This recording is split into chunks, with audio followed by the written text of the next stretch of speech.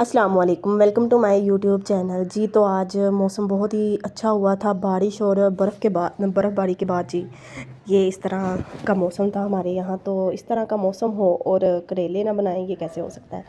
तो चले मैं इसकी रेसिपी आप लोगों के साथ शेयर करती हूँ। तो जिसके लिए मैंने करेले, गोश्त, आलू और प्याज वगैरह कट करके सारे मसाला जात पास रख लिए। दैन जी मैंने कढ़ाई में ऑयल डाल के ना करेलों को फ्राई करना शुरू कर दिया था जी। ये ज़्यादा ब्लैक नहीं करने, हमने ज़्यादा फ्राई नहीं करने। जब इनका कलर थोड़ा सा चेंज हो जाएगा तो हमने निकाल लेना। दैन जी मैंने आलू डाले अंदर, आलूओं को अच्छे से फ्राई किया नमक डाल के। तो करेलों की वजह से ना ऑयल का कलर थोड़ा चेंज हो गया। दैन जी चिकन को डाल के इसको फ्राई किया अच्छे से इसको ना चिकन को फ्राई किया था। दैन इसके बाद जी करेले, चिकन और आलू को फ्राई करने के बाद जी मैंने प्याज को डाल दिया।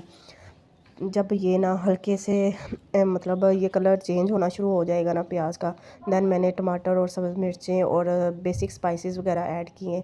इनको अच्छे से दैन मैंने भूना।